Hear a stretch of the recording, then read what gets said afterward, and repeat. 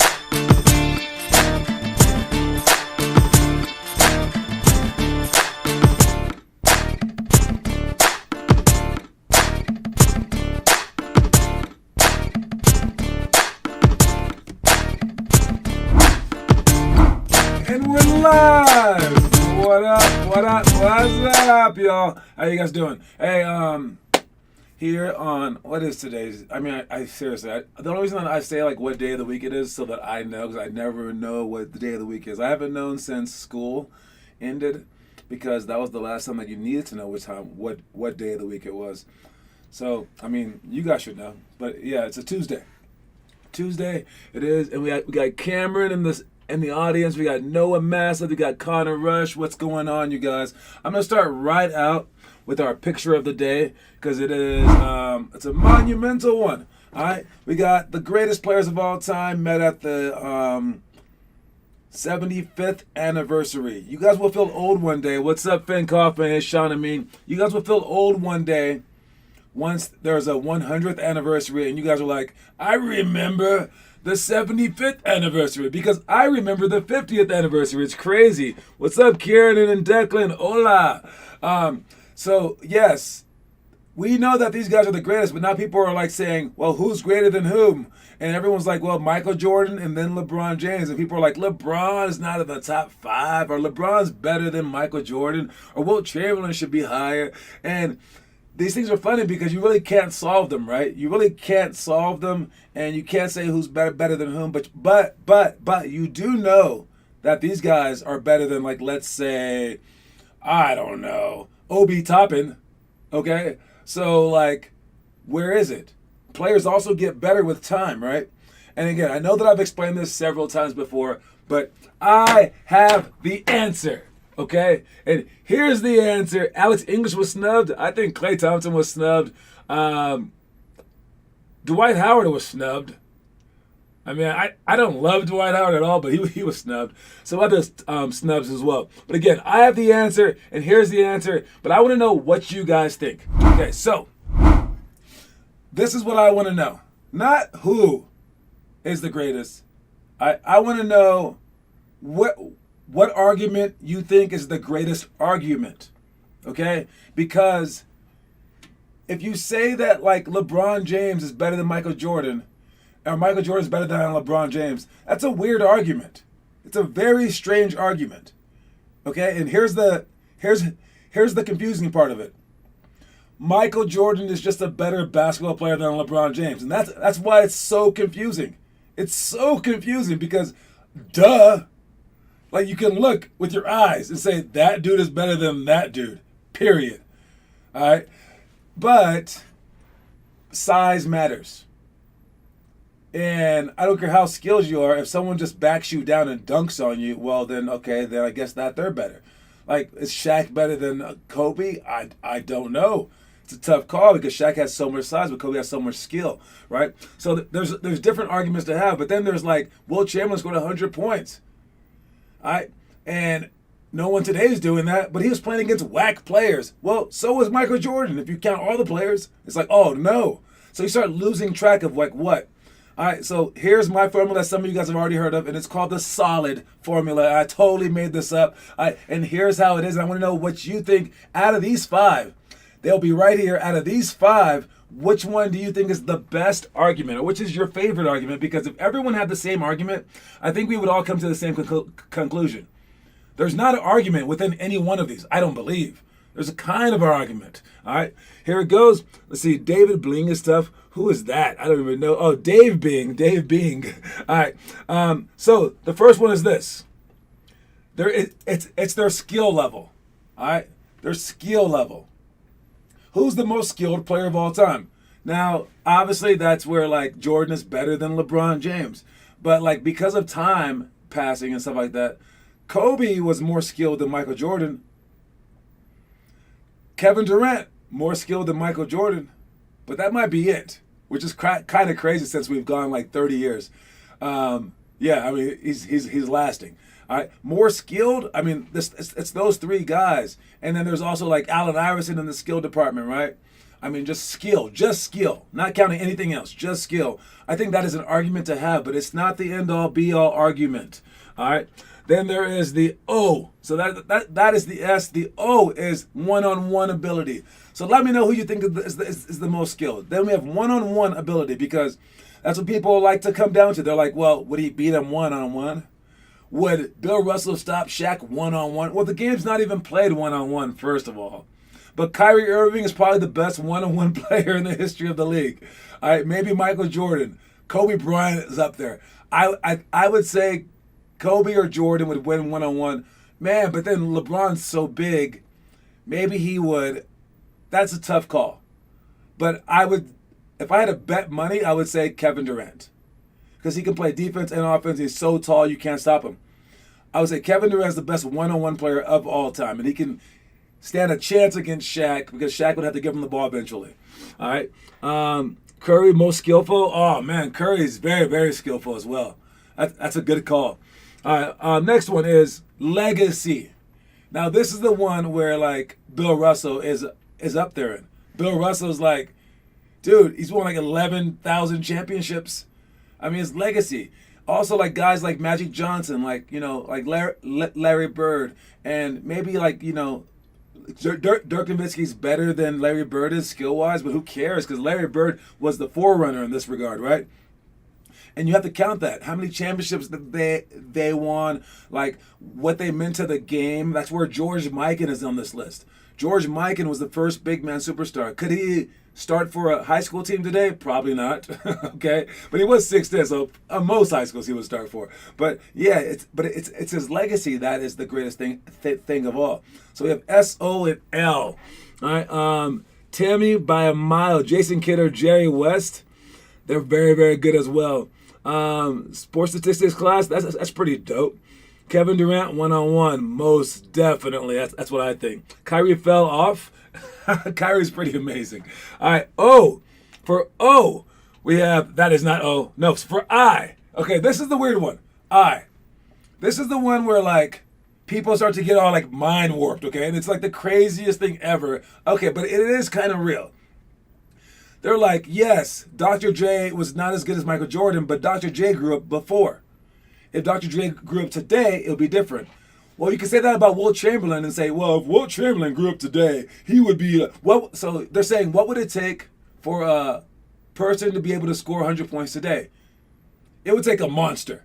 And that's what Wilt Chamberlain was, back when people were like NBA players part-time, right? So what would it take? I don't know, because Wilt Chamberlain wouldn't grow up like that. Not only, like, he would be a lot better, but he would also have like TikTok to play with. He would also have like a lot more like distractions. I mean, especially when he had all those distractions in the past. All right, so he wouldn't quite grow up the same way. All right, but taking all that into account, the I is the stupidest thing in the world, but it's interdimensional. All right, if you can see it one of two ways. If all the players in a time machine came to the same time period and just played flat out, we know the modern players would be better than the past players. But people don't want to do that. They want to say, how good were you for your time? Right? So if all the players grew up today, all these players grew up in the past. So that's where this like weird time warp happens, and people like this argument too. And I say interdimensional, you have to give it to Wilt Chamberlain because, I mean, he dominated, he killed his time. And like, if he grew up then versus growing up now, I guess he would have just been more skilled. He shot a lot of jumpers. I didn't know that. Looking back, I just give it to him. I don't know. It's really, really strange. Bill Russell, I don't know about that. Literally known as the guy who broke all the records. Exactly, man. All right, so the last one is this. Dominance. All right? This is where Shaq comes into play. Or this is where Bill Russell comes into play. They dominated their era. Who cares about anything else? How did you do against the competition that you had? Because nothing else matters. It's not Magic Johnson's fault that he didn't grow up in the 1950s. All right? Or that he didn't grow up today. He was dealt the hand that he was dealt, which is like why like when the Lakers won the bubble thing, everyone was giving them crap. It's like, no, dude, that was actually harder. So it's actually harder in some ways. Like those black dudes in the 50s, 60s, they were also dealing with it with like racism and stuff. The players today have like millions of dollars and they're just like all have like basketball hoops at their houses. It's a lot different, right? All right. So like dominance during your era, who dominated the most in the NBA? And I don't think that there's a more dominant player than Wilt Chamberlain and Shaquille O'Neal. All right. They dominated. So out of all of these, which one is your favorite? Skill, one-on-one, legacy, interdimensional, or dominance. When you argue, which of these arguments do you use the most? Because I hear people complaining and they're arguing different arguments. They're like, oh my God, LeBron? No, he lost in the finals. It's like, what? Like legit, if LeBron won 2 more and he won 6, people would point to his 5 losses. Even though Michael Jordan won 6, which would be the same number as LeBron, but he didn't make it to any other finals. So like Michael Jordan somehow gets extra points than LeBron because LeBron made it to the finals and lost rather than Jordan losing before the finals. So it's better to it's better to lose before the finals than to make the finals and lose. What kind of world is that, right? So people are having different conversations, and I think we all have to have the same conversation. So which one is your favorite conversation? All right. Interdimensional for Sean and Mean. Okay. Anyone else? What is your favorite conversation? Is it the dominance piece? Is it the legacy piece? Because legacy-wise, Babe Ruth is like the greatest of all time for baseball. Michael Jordan, you can't beat him because of freaking Space Jam. You can't beat a myth. You can't beat a legend. I mean, like, it's amazing. Like, it counts. Where they say, like, Muhammad Ali was not the greatest boxer, but he wasn't the best boxer, but he was the greatest boxer. The word best and greatest are 2 different things. Legacy is the best one. So now we're talking. And I think when you have this conversation with people, remember the solid thing. And if you're ever going back and forth with someone, it doesn't make sense. Be like, stop, wait a minute, time out. Which one of the solid things are you into? Skill, one-on-one, legacy, interdimensional, or dominance? And the person will be like, oh, yeah, legacy. And you'd be like, I'm not talking about legacy. I'm talking about skill. And then you could be like, oh, dang, I guess skill-wise, I guess Bob Cousy sucks skill-wise. I mean, compared to Kyrie, but I don't care about that conversation. And so you need to find the people that care about what you care about and then argue with those people. Or you can argue about each of these together. What I like to do is combine them all. And this is where I say that I have the answer. In all of these, there's a different leader. Maybe in each of these, someone's better than Michael Jordan. Kobe's better than Michael Jordan at skill. One-on-one, Kevin Durant can beat him. Legacy, no one's better than Michael Jordan at legacy. Interdimensional, Wilt Chamberlain. Dominance, Shaq. Shaq was more dominant than Michael Jordan. Maybe Bill Russell was as well. But Michael Jordan is in the top 3 of all of these. That's why I give it to Michael Jordan. So, and I didn't even grow up a Michael Jordan fan. I grew up a Magic Johnson fan. So, like, dude, I'm as unbiased as they come. Michael Jordan is the greatest basketball player ever. That's what I come up with. Noah likes dominance. I like that. Kieran and Declan like skill. Okay. Magic is better than Curry. I'm a Magic fan, so you got me there. But Magic didn't score 50 in the All-Star game. That's a heck of a legacy point right there. All right. That's my time for this stuff. And let's let it just disappear real quick. And moving on. Or starting now. Starting. All right. Quote of the day is, don't fear the storm. All right.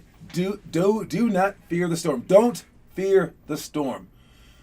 I would say if there's a wave behind your boat, like literally like that, I guess you should probably fear it. But honestly, no.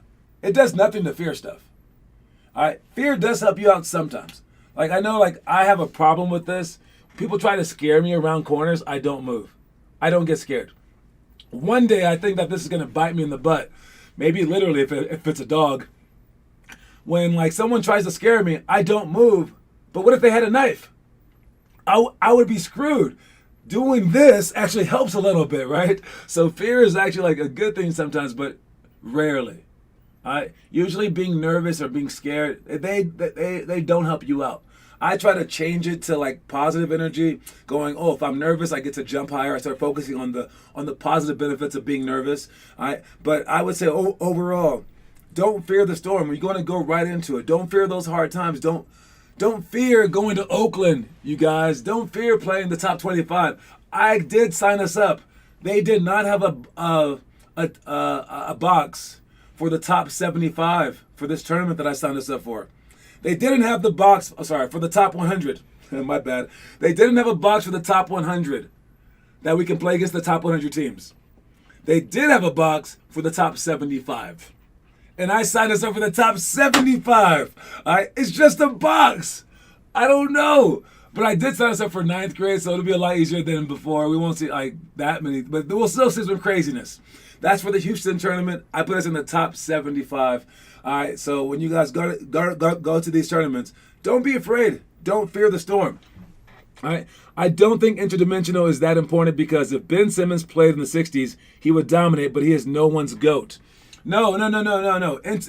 Interdimensional would make Ben Simmons whatever would take Ben Simmons, whatever it would take to make Ben Simmons back then. That's why it's so confusing. So like Damian Lillard can't just go back and dominate. Damian Lillard would be like Dave Bing, like he would still score the same amount of points. Everyone would still score the same amount of points that they scored back then. That's interdimensional. So like Will Chamberlain would still score 60 points today. And you just have to imagine him scoring 60 points today in today's NBA and imagine what he would look like and what kind of skill set he would need to have. That's interdimensional. Interdimensional lowers people's points again when they go down, higher them when they come up. It's this weird, hugely strange thing. But I think it should count. All right, we saw what happens when Curry is given average players a surrounding cast. My huge bruise on my forearm tells me I'm not afraid of anything in basketball. Heck, nah, you're not. All right. So yes, don't fear the storm. Moving on to our workout stuff. What do we have here?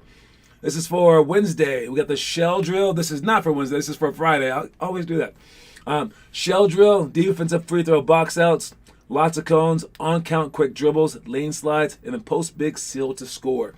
The one that we did last time was high school.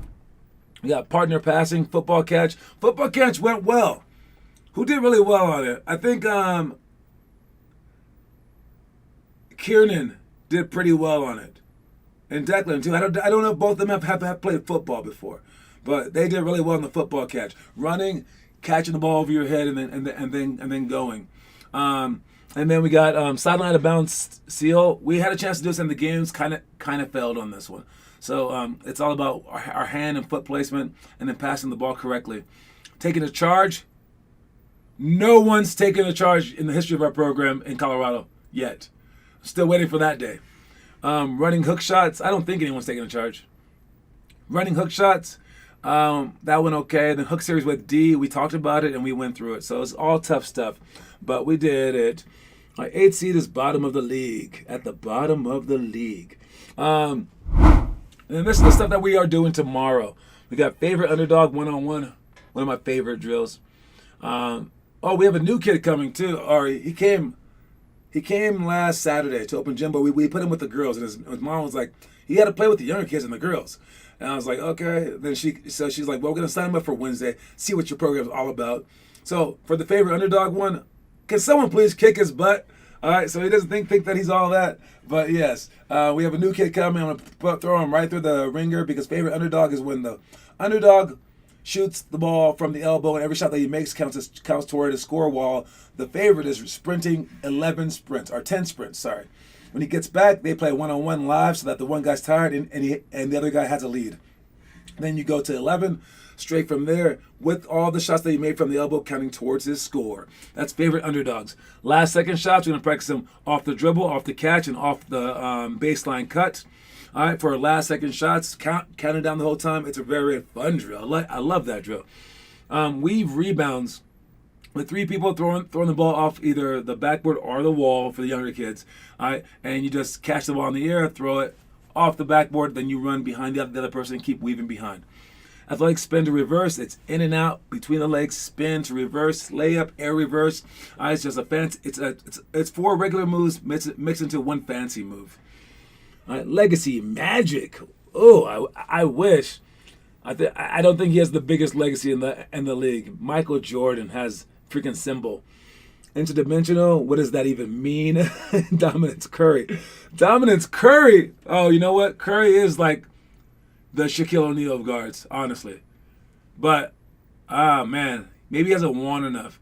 I would say dominance was like the Celtics back in the day. Curry's the best superstar teammate in NBA history. Dang. Could dominate in any era, so Curry so interdimensional is a tie. You know what? Curry being able to shoot is a good interdimensional argument. It kind of spans the dimensions. That's a very good point on interdimensional. All right, pick and roll, retreat, then beat. When doubled by a big is when we go forward, we get double teamed, we retreat, and if big guy is double teaming us, we explode around the big guy's side so he blocks off our defender. And then ball drop, layup, foot fire, and then going forward, making sure that we don't do our back step. All of these drills is what we're doing for Wednesday's workout. Let's check the. Before we get to the homework, I just signed us up for again Houston and Oakland officially. I couldn't get us in the Oakland tournament that I wanted to get us in because it was only that Saturday. So I called up a friend and I got us in his tournament, but his tournament is in San Francisco. It's right by Oakland, so at least we can like drive past Alcatraz on our way to San Francisco now and get to go through that bridge. All right, and he said he said he would just put together a tournament for us. I have no clue what that means. And he goes, and I was like, oh. He goes, do you have any other teams? I was like, oh, I can find another team. So if we get 5, I told him I could ask all the former 50 All-Stars players to just sign up for a tournament. And maybe we can get Kendrick to coach you guys. If you're interested in that, let me know, Finn Kaufman. Maybe we can get the current 50 All-Stars against the former 50 All-Stars in this makeshift tournament in San Francisco. There will be other teams there, of course. But he says he'll give us games on Saturday and games on Sunday because the other tournament was just going to be on Saturday because Sunday is Easter. So this is the only guy that I could get to do stuff Easter morning. So if you're down to do that, let me know, and maybe we can get like some other people. I'll put a message out there. I think we have like at least like 40 people that we can ask, right? So I think maybe as long as 6 say yes, geez, I think the tournament's supposed to cost like $300, but we could just divide it amongst 10 players to make it $30 per player and just see what we can get. That'll be so fun to find out who's better after all this time. And just to make it fair, well, we'll make it any 7th, 8th, or 9th graders. All right, any 7th, 8th, or 9th graders, and we could play against you guys. If you put Magic on today's game, he would not be as successful as Curry's in Magic's age. Yeah. No, I think you can say that about any current player. Any current player can go backwards. Any. I mean, it would be hard-pressed. Unless you got to like the 90s when it was very, very physical. Then you put Curry out there like in the late 80s, 90s, he might get beat up. Because they had like no rules back then, basically. They would just kick Curry's butt. Yeah, so, Curry would struggle then, but I think Curry would do best over all of them. Shaq would do best over all of them as well. Michael Jordan would do very, very well. Magic would struggle today. And Dr. J would do decent in most, I believe. Yep, that's about it for that. All right, let me see. Let's check out the homework. For the homework, who's posting? Ball spins, Noah Masseth. Best shots, Noah Masseth. I saw Declan and Kieran's earlier as well. Oh, got the ball handling drills right there. I see you, Connor Rush. Great job with all that short reel from 7th grade district championships. Finley Chastain. Oh yeah, Finley posted some stuff as well. She's doing well. She scored 40 in her championship game. Could you imagine being a 7th grade girl playing against her? That would suck. All right. Anyways, story of the day. Before we get right to our trivia, let's do the trivia first, okay? Trivia, and then the story of the day. Trivia questions is this. All right, not that question. Nope, not that question.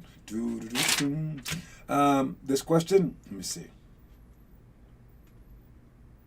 Nope, don't like that question either. Don't like that question either. Man, how many questions am I going to pass up? Okay, here's a fun question. I think a dad would get this instantaneously, but I also think that Finn Kaufman might get it without Google. Try not to Google this one.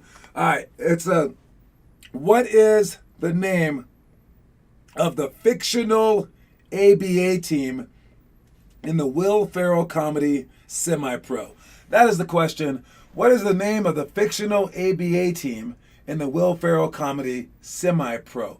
Funny movie. It's on our movie list as well. I believe for like maybe the sophomores or juniors because it's kind of like a rated R-ish movie. But yes, there was about the ABA team when they were going through the merger to the NBA and they weren't invited. But yes, that is the answer. Look at that, dude. He even said where they were from. Flint Tropics.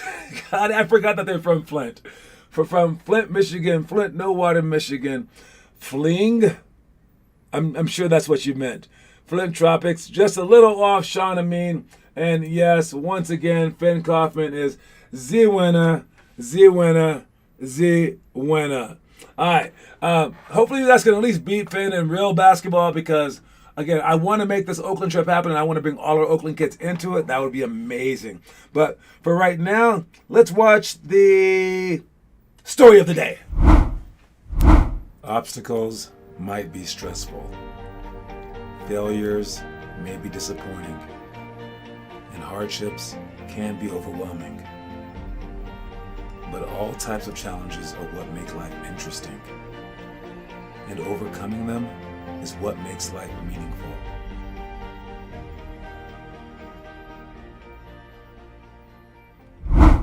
Yes, overcoming challenges is what makes life meaningful. All right, so when you're going through all those things, like what was it, like obstacles and, I forgot the whole list of things now.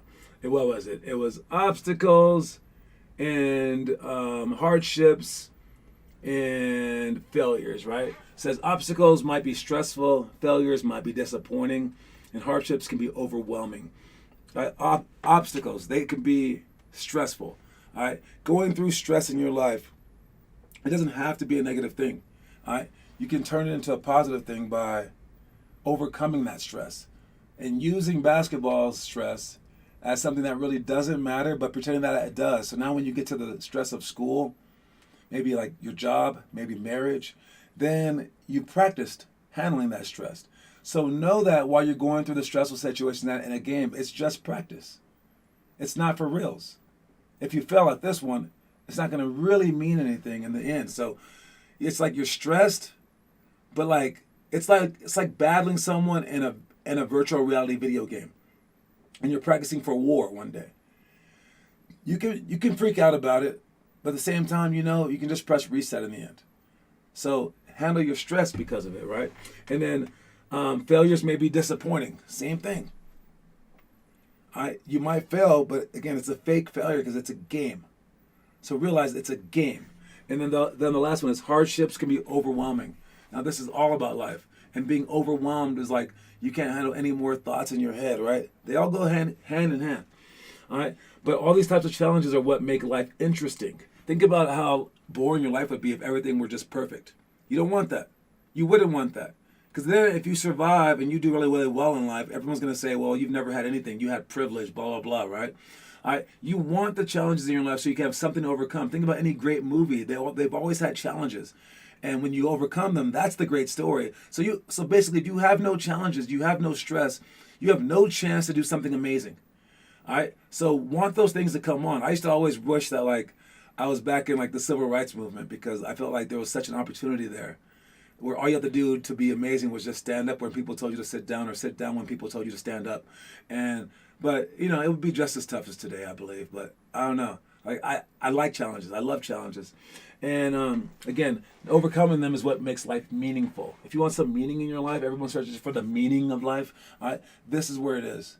All right, we may not know exactly what the meaning of life is, but we know where to look for it, and it's within our passions and it's within all these difficulties. All right. Catfit, I'm beating you. I think Blaze and Andrew could beat you. I don't think that we'll have Blaze and Andrew for Oakland. Might want to talk to them. I think, I'm not sure who we're going to have, but we have Connor. Connor signed up, but Connor isn't signed up for Houston, so we don't know who we have at each one, but Connor says he'll sign up for Houston, so I'm not sure which one that we'll have win, but we'll see. All right, we will see. That's about it.